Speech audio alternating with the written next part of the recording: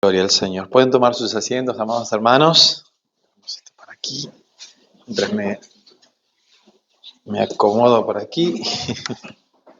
¿Cómo están? ¿Bien? ¿Un poquito cansado?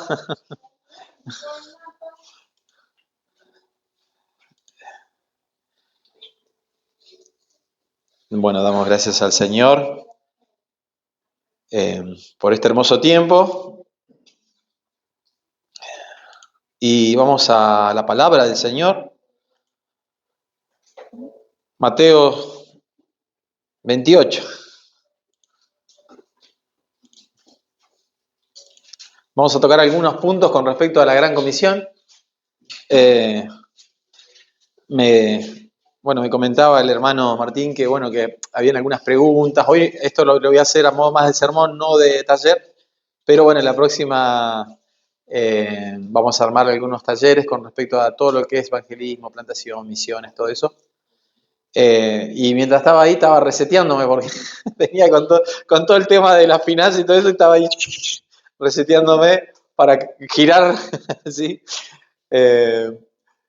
Y poder venir a esta palabra, que, bueno, en realidad es uno de los, creo que es sermones más hablados y predicados acerca de la Gran Comisión. Me comentaba también el hermano Martín que habían hablado acerca de la semana pasada de la visión y la misión. Bien, buenísimo. Bueno, ¿y cómo anduvo eso? Bien. ¿Cuál es la visión? Ok. La visión es el contenido de todo lo que se enseña. Bien. O sea, una doctrina bíblica, saludable, cristocéntrica. Bien. Y la misión es cómo desarrollamos eso. Bien. ¿No? La misión, el mandato de Dios. Bien. Bueno, acá tenemos la famosa, más que gran comisión, la gran omisión. Bien. Y he predicado varios sermones con esta temática y siempre le comento a los hermanos que la idea no es que después del sermón termine usted sintiéndose culpable porque no habla, porque no predica, porque a veces le da vergüenza o temor y no sabe. No, apunta un poquito más allá. Yo siempre digo que evangelismo no necesariamente es salir a la calle y entregar tratados, lo cual es muy bueno. ¿Sí? Que evangelismo no es un evento. ¿Bien? Nosotros venimos de una escuela donde evangelismo era, armamos una tarima, ¿sí? Llamamos a un evangelista de turno, ¿sí? Y el otro grupo abajo entregando trataditos, invitando a la iglesia, en fin. No digo que eso esté mal para nada, es una excelente labor, pero nuestro concepto a veces de evangelismo es solamente eso, ¿bien? Y es mucho más profundo, es mucho más rico y también digamos, mucho más en el sentido de que podamos tener paz con respecto a nuestra manifestación pública, a nuestra proclamación pública como cristianos. ¿Sí? La gran mayoría de los cristianos tienen esa mochilita de, uy, no doy testimonio, y la Biblia dice que si yo no doy testimonio, Dios no dará testimonio de mí delante del Padre, y bueno, ahí como una mochila que se le ha trasladado a la iglesia. Pero créame, hermano, que hay un punto de partida. Y la teología reformada con respecto al evangelismo, obviamente nos cambia muchas cosas. Para bien, obviamente. Entonces nosotros nos acostumbramos a escuchar, uy, se murió el borrachito de la vuelta de la esquina de la iglesia y se fue al infierno. Y la culpable es la iglesia, porque la iglesia cayó, en fin, y todo eso, hermano. No hay nadie que no vaya al cielo de lo cual la iglesia sea responsable. Bien, en definitiva, cada alma que es salvada por la gracia del Señor. Bien, y es interesante ver, vamos a leer Mateo 28, no voy a desarrollarlo todo, solamente quiero ver la primera parte. Y ya con esa primera parte, que más que el mandato es, digamos, la proclamación de Cristo, con esa gran verdad ya es un motivo de esperanza, de paz, de tranquilidad y de seguridad, ¿sí? Que la última palabra en la salvación de toda alma no la tenemos nosotros, ¿sí? Sino que está en la soberanía de Dios. ¿Bien? Ahora, eso a nosotros no nos, como la pregunta del millón, me dice, pastor, bueno, entonces Dios salva a quien quiere, Él ya tiene los llamados, los escogidos y ya los tiene predestinados. Entonces, ¿para qué vamos a predicar si ya Dios? No. Una cosa es que Dios tenga llamados, escogidos y elegidos en la eternidad. Otra cosa son los medios que Dios estipula para alcanzar a esos perdidos. ¿Bien? Esa es la realidad. Entonces, de la misma manera que Dios ha determinado quién ha de ser salvo, también ha determinado que para que esa persona sea salva, otro redimido, ¿sí?, tiene que alcanzarle el Evangelio. ¿Bien? Que es la palabra del Señor. Dice así Mateo 28, versículo 18, dice: y Jesús se acercó y les habló diciendo: toda potestad me es dada en el cielo y en la tierra. ¿Amén? Toda potestad me es dada en el cielo y en la tierra. Por lo tanto, id y haced discípulos a todas las naciones, bautizándolos en el nombre del Padre y del Hijo y del Espíritu Santo, enseñándoles que guarden todas las cosas que yo os he mandado. He aquí, yo estoy con vosotros todos los días hasta el fin del mundo. Amén. Bien. Esta declaración de Jesucristo hace posible la segunda parte. Sin la primera parte, sin esa declaración del 18, sería imposible poder realizar la misión de Cristo. ¿Bien? La primera parte. ¿Bien? Se acerca Jesús ya en su estado resucitado. Los discípulos, algunos dudaban, pero estas son, ya empezamos en lo que se llaman las últimas palabras, ¿no? Es decir, lo más importante que Jesús quería dejarle a sus discípulos, por ende también a nosotros, a la iglesia. Y más que hablar de métodos y estrategia que pueden cambiar y pueden variar, y no hay ningún problema con eso, hay un punto de partida sobre todo, ¿sí? Que esto no es un mínimo, digamos, detalle a la pasada que Jesús nos deja, sino que esta declaración es fundamental para nosotros. ¿Bien? Toda potestad, ¿qué nos indica?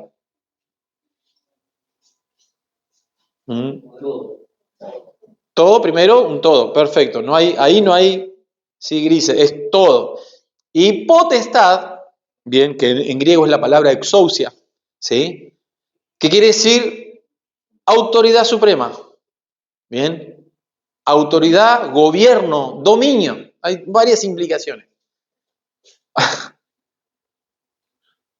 Esa idea que teníamos de la lucha del bien y del mal y de la guerra espiritual, porque el ángel Gabriel, el ángel Miguel estuvo peleando en el tercer cielo y todo eso. Hermano, esto es fundamental. Cristo reina. Amén. Y nuestro Señor, Él era Dios y Señor antes de la fundación del mundo. En el principio era el Verbo. Y el Verbo estaba con Dios. Y el Verbo era Dios. ¿Sí? Y ahora Cristo gobierna a la diestra del Padre. Y eso para nosotros es fundamental. ¿Sí? Este es el fundamento que llamaríamos teológico de todo lo que prosigue después. ¿Bien? ¿Esto por qué? Porque esta famosa misión, no omisión, esta famosa misión no descansa en nosotros, no descansa en la parte humana, y gloria a Dios por eso, ¿sí? No nos exime de ser parte. Bien. Luego que Cristo murió, ascendió a la presencia del Padre, gobierna su iglesia, el Espíritu Santo está ahora en la iglesia, morando en el corazón de cada uno de sus hijos. Bien. Pero el mandato primero se apoya sobre la posición de Cristo, el lugar de Cristo. Y eso para nosotros, para nuestra vida, es Cristo gobierna, Cristo tiene autoridad, Cristo tiene el dominio, Él reina, Él es soberano. Por eso cuando estudiamos la doctrina de la gracia, siempre es bueno estudiar la doctrina de la soberanía de Dios. ¿Bien? Vieron que en el Tulin no está, si cualquiera que haya estudiado el Tulin no está la soberanía. Y yo aconsejo, bueno, antes de estudiar la doctrina de la gracia, estudie la doctrina de la soberanía de Dios. ¿Qué quiere decir la doctrina de la soberanía de Dios, básicamente? Que Dios hace lo que Él quiere, como quiere donde quiere. No está sujeto ni a la voluntad humana, ni al pensamiento humano, ni al consejo humano, sino que Él lo que hace, lo hace en su plena facultad y autoridad. Y que todas las cosas incluso ha hecho Él para sí mismo. ¿Sí? Todas las cosas Dios las ha hecho para sí mismo. Es decir, eso cambia el centro, el eje de nuestra cosmovisión cristiana. ¿Bien? Ahora todo gira alrededor de la supremacía de Cristo, del gobierno de Cristo, del reino de Cristo. Él es el rey. Amén. Él no será coronado rey en su segunda venida. Él ya es rey. El reino ha comenzado. No total, ¿sí? No completo. El reino ha comenzado. El reino ha venido. Eso es muy claro. ¿Y dónde gobierna Cristo? En su iglesia. Bien. Entonces, esta primera palabra, voy a desarrollar esto, se acerca de Jesús, todo poder, toda autoridad. En realidad hay una diferencia entre poder y potestad. ¿Sí? Hay una diferencia que nos hace entender el lugar de Cristo y el lugar del Espíritu Santo. Porque poder es dunamis. Y cuando Jesucristo habla y le dice, y recibiréis poder, dunamis. Cuando viniere ¿quién? El Espíritu Santo. ¿Sí? Y hay dos cosas que trabajan fundamentales en la divinidad, en la Trinidad. Cristo gobierna, la autoridad, el Espíritu Santo es el poder para llevar a cabo. ¿Se entiende la idea? Exousia, autoridad, gobierno, dunamis, poder. Y el ejemplo más claro que daba un teólogo era un policía. Dice, un policía, dice, tiene las dos cosas. Tiene la pistola porque tiene el poder, o sea, y tiene la autoridad porque es un policía. Y para usar esas dos cosas, tienen que coincidir las dos cosas. ¿Bien? Yo no puedo salir con una pistola por la calle. No. Entonces, fíjese cómo la palabra final y digamos la obra completa de todo esto es obra de Dios. Jonás dijo, la salvación viene de Jehová. Y esto es algo maravilloso. ¿Por qué? Porque ya dejamos de cargar con esa responsabilidad si una persona se salva o no. Y muchas veces, hablando, pastor, pero yo la verdad que hablo y no convenzo a nadie. Tranquilo. Si tú no tienes que convencer a nadie. Habla la palabra. Habla. Bueno, había una frase que creo que era de un monje de antes de la época medieval que decía, que dice que prediques y evangelices y si es necesario utilizas palabras, decía. Y sonaba muy, muy elocuente en el sentido de decir, bueno, que tu vida también respalde. Pero ¿cuál es el punto de eso? Que para que nosotros realmente lleguemos a una persona, nosotros tenemos que utilizar ¿qué cosa? La palabra. La fe viene por el oír. ¿Y el oír? Y agradó a Dios salvar también por la locura de la predicación. Entonces, hermano, cuando comprendemos dónde descansa nuestra misión, entendemos que nosotros hacemos la parte ínfima. ¿Ves? Damos testimonio. Jesús se acerca y les habla diciendo, toda potestad me es dada en el cielo y en la tierra. En otras palabras, Cristo está diciendo, la última palabra la tengo yo. Y el Espíritu Santo les dará el poder, por un lado, para ser testigos. ¿Se acuerdan la palabra testigos? Martureos. Ser mártires. ¿Y no lo vemos en la Escritura que se cumplió eso? Vieron que en el ámbito carismático a veces se toma el Espíritu Santo como una fuerza para entretener y hacer cosas con la gente en un ámbito religioso. Pero la venida del Espíritu Santo era para darle dunamis, darle poder a los cristianos, para dar testimonio y que estén dispuestos a dar su vida por ese testimonio. Hoy nosotros, gracias a Dios, estamos en una época relajada, no tenemos ningún problema, podríamos parar en una plaza, hablar, obviamente, no salir a entregar tratado, estoy diciendo algo muy ejemplificador. pero podemos reunirnos y tenemos plena libertad para hacerlo porque la Constitución argentina nos da el derecho, obviamente respetando todo lo que tengamos que respetar, no se trata de una... Bien, pero es la obra del Espíritu Santo, el poder, dunamis, primero, que nos da la fortaleza, nos da la gracia para poder anunciar. Pero primero arranquemos por esto. Hay una garantía. Hay una garantía. Cristianos en todo el mundo se sienten frustrados, se sienten cansados, se sienten deprimidos porque no pueden alcanzar a las personas que ellos quisieran. Y fíjense que la Escritura dice que será predicado el Evangelio del Reino a todas las naciones. ¿Para qué? Para testimonio. Y ahora, que Jesucristo sea la garantía, la autoridad, y Él delega, y Él nos delega ahora. Vamos enviados por Él bajo esta autoridad, bajo este dominio, bajo este reinado. Y esto es maravilloso. Pero esto me tiene que dar un sentido de temor, me tiene que dar un sentido de fidelidad. Ah, no, Señor, si tú eres soberano, tú salvarás a quien tengas que salvar. No. Él ha establecido que tengamos que salir la iglesia. Hay una frase muy hermosa del libro de 9 Marx, Iglesia, que la iglesia es el evangelio visible. La iglesia de Cristo en la tierra es el evangelio visible. De muchas maneras. Y Jesucristo dijo, así como el Padre me envió, así yo también los envío a vosotros. ¿Sí?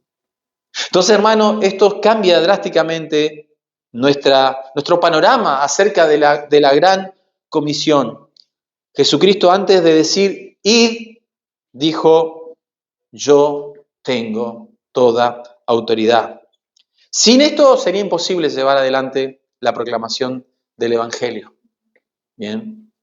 Alguien alguna vez me preguntaba, pastor, yo no tengo carga por anunciar y predicar. ¿Será que no soy evangelista? ¿Que no tengo el don de evangelista? Hermano, este llamamiento es para toda la iglesia. Claro, hay personas con una carga especial, con un llamamiento, una capacitación. Es así, lo mismo que las misiones, en fin. Dios tiene, pero esto es para cada uno de los creyentes. Bien. Y claro, somos carta leída delante del mundo. ¿Sí? Por eso, proclamar el Evangelio es mucho más que poner una tarima, entregar tratados, lo cual está bien, salir al hospital a entregar y orar. Hay muchas cosas, pero acá no está hablando de... Vieron que dan la gran comisión y el punto es hacer discípulos. Ese es otro tema, es un tema tremendamente profundo y fuerte. Pero yo solamente me quedo con esto, ¿sí?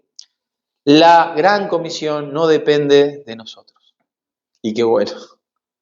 No depende de nuestras capacidades, no depende de nuestra elocuencia en palabra, no depende de estrategias o métodos para alcanzar a la mayor cantidad de gente.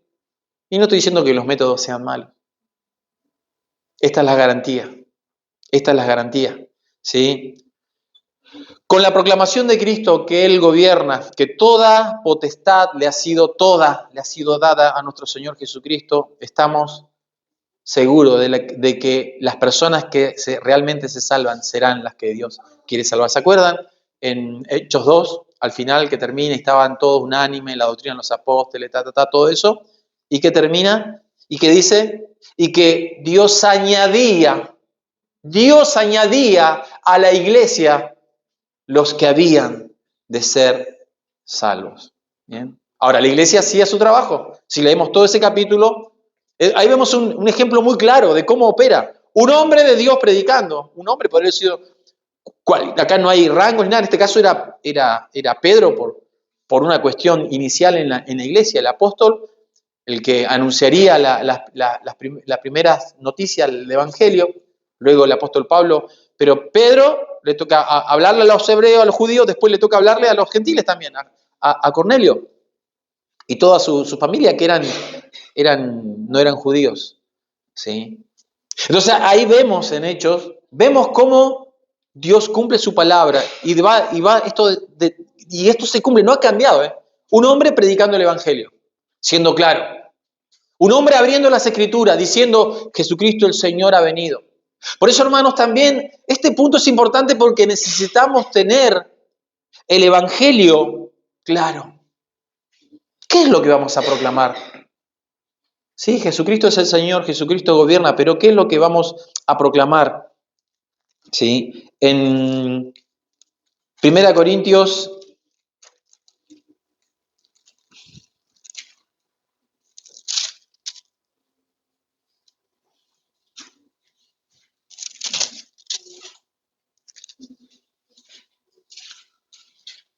15, fíjese que dice, acá es una síntesis tremenda que el apóstol hace del Evangelio. Además os declaro, hermanos, el Evangelio que os predicado. La soberanía de Dios y el gobierno de Dios a nosotros nos centra en algo fundamental, Cristo. El centro es Cristo. ¿Puede Dios responder a las interrogantes del hombre? Sí, de muchas maneras. Pero el Evangelio es Cristo, primeramente. Dice, el cual recibiste, el cual también perseveráis, por el cual asimismo si retenéis la palabra que os he predicado, seréis salvos si no creíste en vano. Porque primeramente, ¿qué les enseñó el Evangelio? ¿Qué era ese Evangelio? Lo que yo mismo recibí, que Cristo murió por nuestros pecados, conforme a las Escrituras, y que fue sepultado y que resucitó al tercer día, conforme a las Escrituras, y que apareció a Cefas y después a los 12. Ese es el Evangelio. Cristo murió por nuestros pecados. Bien. Uno de los grandes problemas de la iglesia moderna es que hemos perdido el Evangelio y lo hemos transformado por un mensaje de autoayuda. Y créame que todo en algún momento, sí, vení, probá con Cristo, te vas a, sí, probá con Cristo como si fuera una... Predicar el Evangelio de las Escrituras nos va a llevar a ser confrontativos. Y quizás en algún aspecto no vamos a tener buenos amigos, no nos van a mirar con buenos ojos. Entonces, ¿cuál es el problema hoy de la iglesia contemporánea? No, en general, que lo vemos y creo que todos lo vemos, hay un mensaje diluido, un evangelio diluido, apuntado al hombre, antropocéntrico. Ese es un mensaje diluido. Ahora, un mensaje del evangelio diluido, ¿qué va a hacer? ¿Qué me va a dar por resultado? Falsas conversiones. El sistema evangélico moderno es una fábrica de fabricar falsos cristianos, falsas conversiones. Venga, pase. El sistema G12, si lo ha investigado, es un sistema de, digamos, de cristianitos en masa, ¿no? Como el sistema fordiano. ¿Sí? Venga, pase, levante la mano, 3 meses y ya lo ponen de líder. Es inventar cristianitos en 3 meses. Y los ponen a cargo de personas. Imagínense. ¿Cuál es la finalidad de eso? Usted sabe. Dinero. Recaudar. Pero el evangelio verdadero, hermano, predicado fielmente, honrará a Cristo. Y eso es lo que le debemos tener y dar gloria a Dios. Porque la garantía y la seguridad de lo que podamos hacer, aún en nuestras debilidades, aún en nuestras, digamos, falencias humanas, porque las tenemos, es que Cristo gobierna. Cristo gobierna. Bueno, nos ha tocado a veces estar anunciando el evangelio en lugares donde nunca nos imaginamos y a veces donde hubiéramos querido estar, no se dio. Y fíjese que eso, entonces, fíjese que la palabra, esto no lo podemos desconectar, el mandamiento de la Escritura dice, todo aquel que es guiado por el Espíritu de Dios, este es hijo de Dios. Amén. Entonces, cada día que nos levantemos, nosotros podamos tener esta contemplación de que Cristo gobierna, ¿sí? Y cuando Él tenga que salvar, va a volver a algunos de sus hijos, va a hacer lo que tenga que hacer. Como un día a mí, en una vigilia, allá por el año 97, enero del 97, un joven estaba predicando y yo escuché el Evangelio. Y había toda mi vida escuchado el Evangelio. Pero ese día, Dios hizo en mi vida lo que hizo con Lidia. Abrió mi corazón. Bueno, es imposible, más allá de nuestras palabras, más o menos elocuencia, tengamos claro el Evangelio.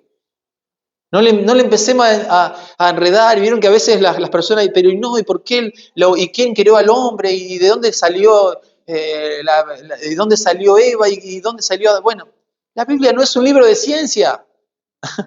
La Biblia da por sentado que Dios es Dios y que Él creó la tierra. Pero Él ha de salvar a quien tenga que salvar. Él ha de hacer. ¿Sí?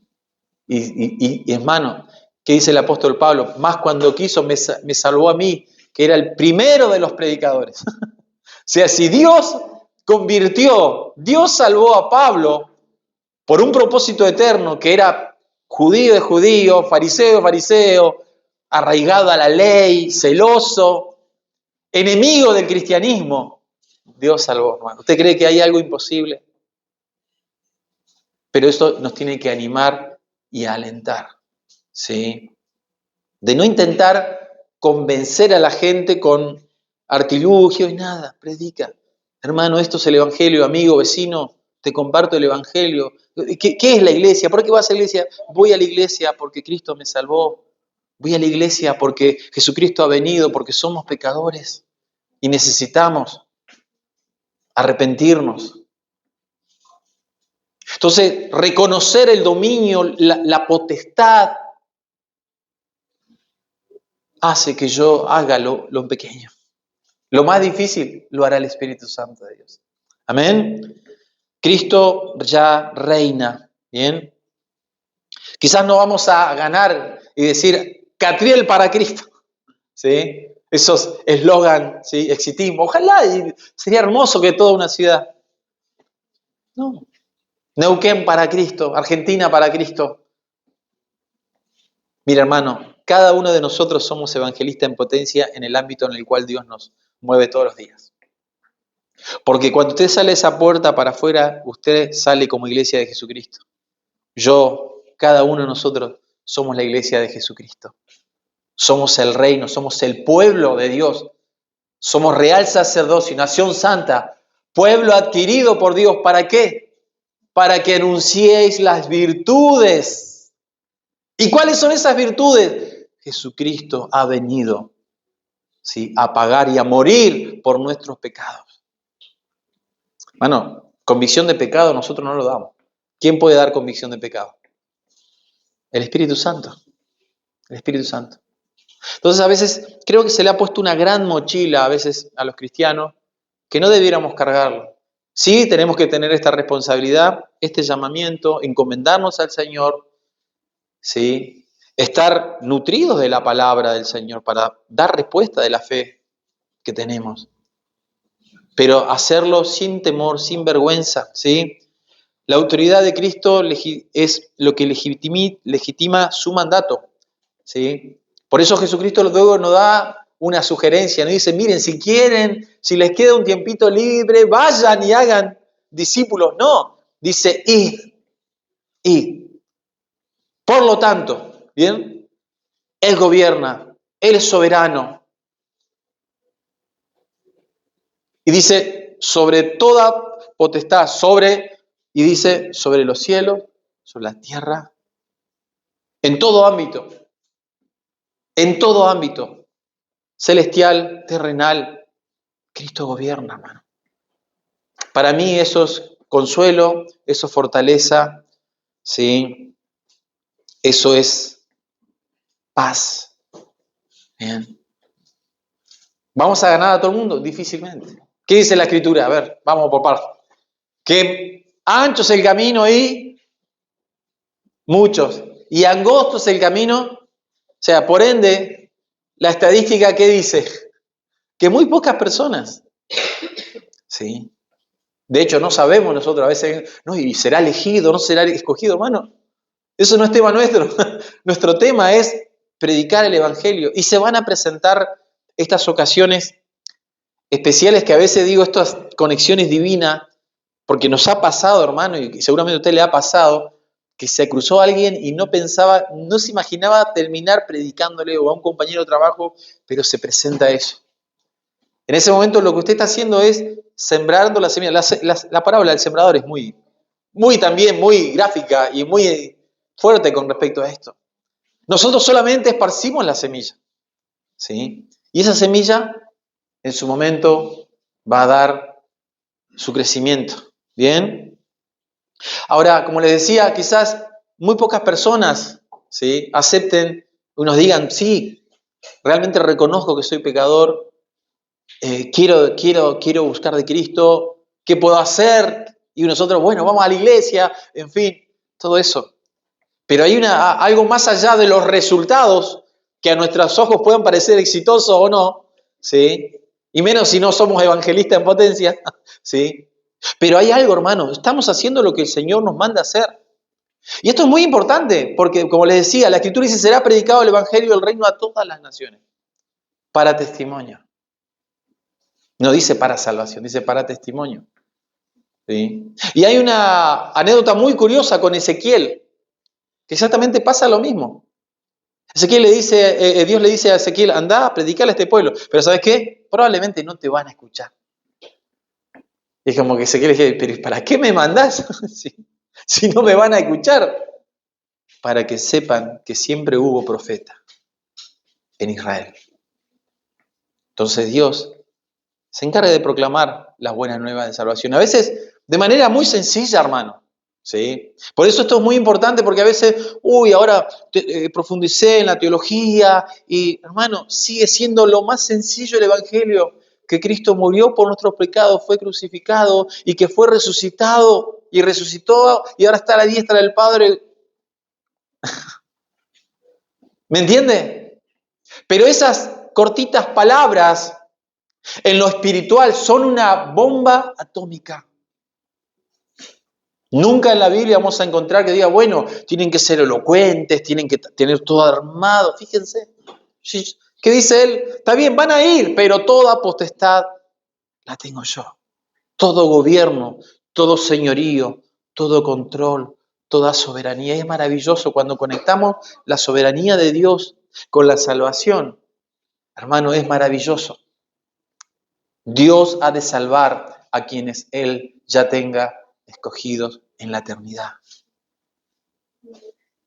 Hasta que se complete, creo que Pablo en algún momento habla, dice, hasta que se complete el número, no sé si se acuerdan, cuando se complete el número, dice, entonces vendrá. ¿Sí?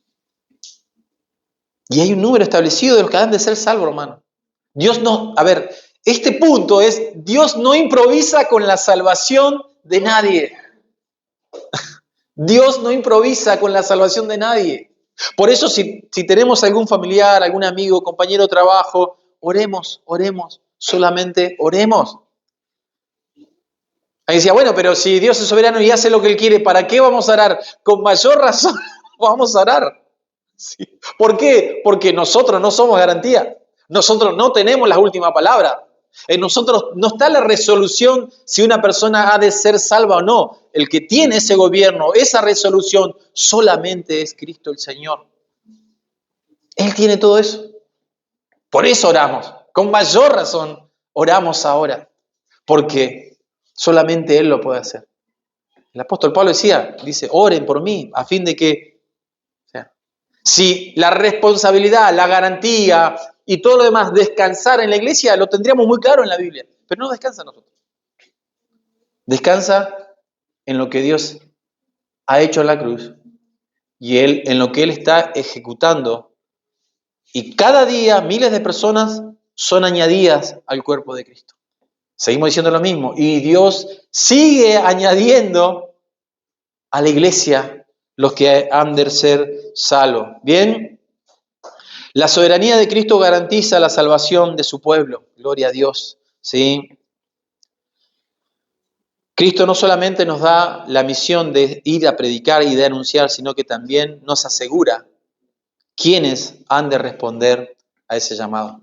Uno habla en un lugar, predica el Evangelio, ¿y qué es lo que hace la diferencia en que de 10 personas, pongámosle, 9, bien, está bueno, gracias, y uno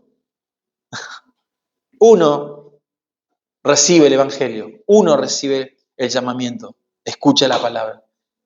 ¿Qué es lo que hace la diferencia? ¿La elocuencia del predicador? ¿Que 9 personas no eran tan inteligentes para entender? No. Lo que hace la diferencia es la gracia del Señor. La gracia del Señor. Hermano, y esto no ha cambiado, ¿eh? En el Antiguo Testamento Dios salvaba por gracia. No es que cambió ahora las reglas del juego, sigue siendo lo mismo. Tanto en el Antiguo Testamento como ahora, Dios sigue salvando por gracia. Pero qué maravilloso también que Dios prevé los medios para hacerlo. Por eso la Escritura dice, mis ovejas oyen mi voz y me siguen. No solamente es alusión a los que ya estamos en la iglesia, sino a los que han de venir. Mis ovejas oyen mi voz y me siguen. Y esa voz no es meramente una voz audible al oído natural, es el llamamiento espiritual que Dios un día ha hecho en cada uno de nosotros, hermanos. Si has sido llamado por el Señor, fue su soberanía. Obviamente Dios utilizó a un mortal, ¿sí? Quizás incluso a un don nadie, porque acá Dios no se vale de eruditos, no se vale de doctores, de máster en teología. Dios no se vale. Dios lo único que se va a valer es que esa persona predique el Evangelio. Por eso la supremacía de Cristo me enfoca solamente en dar testimonio de Cristo. No, pastor, hagamos una reunión de testimonios personales para que la gente se conmueva. No digo que esté mal, se pueden conmover, pueden llorar, pero mis testimonios no van a transformar el corazón de nadie. Solo lo que puede transformar el corazón de una persona es el Evangelio predicado. Decía el apóstol, no he venido a vosotros con elocuencia de palabras y de sabiduría humana. Porque si no, hacemos vana la cruz de Cristo. Tenemos que predicar el Evangelio a Cristo, a este crucificado y que ha resucitado. Y que Él cargó en el madero el pecado de su pueblo. Y que nosotros éramos pecadores. No intentemos, digamos, endulzar esto. El gobierno, la potestad de Cristo para mí es, oh, gracias Señor. Gracias porque tú has de salvar. Gracias Señor porque solo lo único que tengo que hacer es abrir mis labios y proclamar tu evangelio glorioso.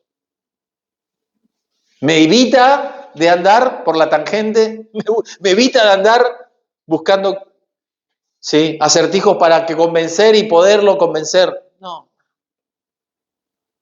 Solo lo hace el Espíritu Santo, ¿sí? Las ovejas del Señor oirán su voz.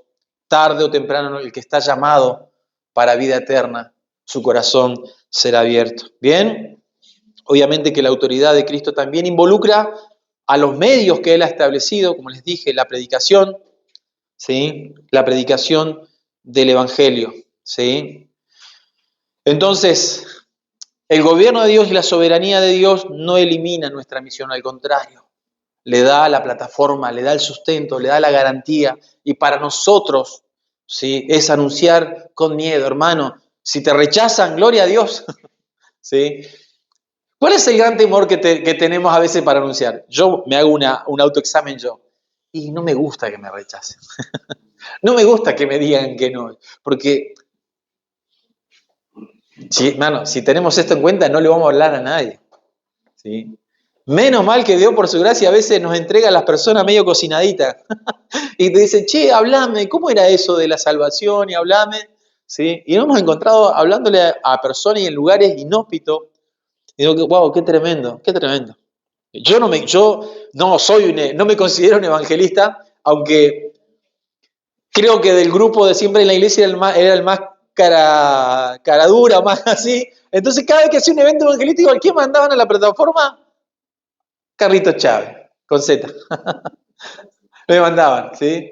Y hoy obviamente pienso para Dios, Señor, las cosas que hicimos, tratábamos de convencer, de generar un mensaje atractivo, un mensaje elocuente, un mensaje convincente, porque el mundo te decepcionó y ahora, pero no, Cristo no te falla, Cristo es tu mejor amigo. Cristo.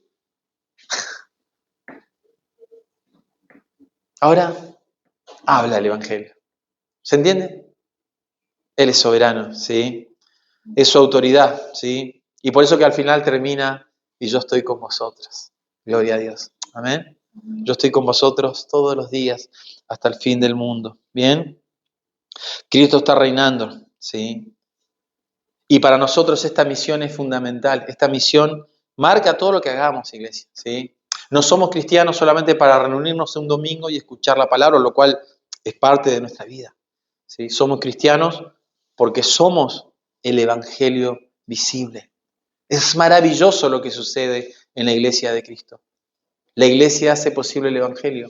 El mundo no ve a Cristo. El mundo ve un montón y miles y millones de cristianos en todo el mundo.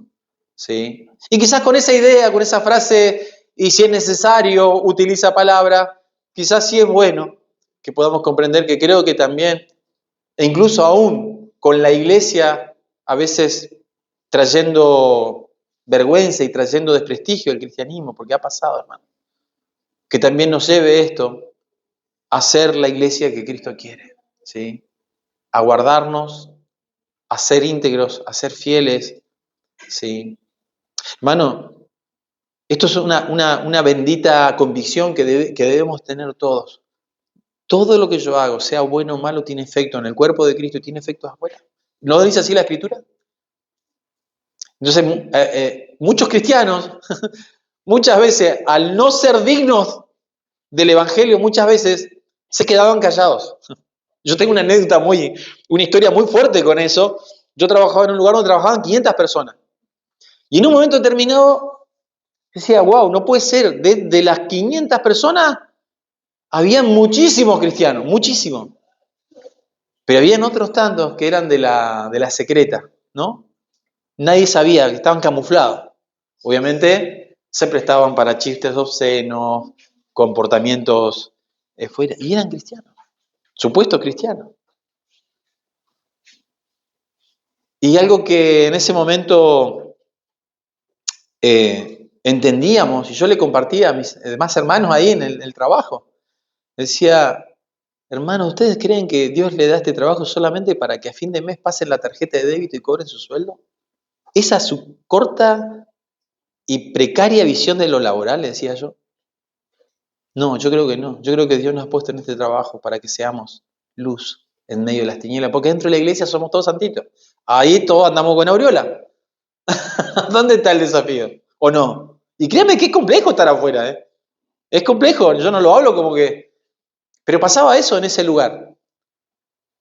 Muchos cristianos de la secreta, como dirían, ¿sí? De servicio secreto, nadie sabía que... Camuflado de que eran cristianos. Pero eso era una vergüenza para el testimonio.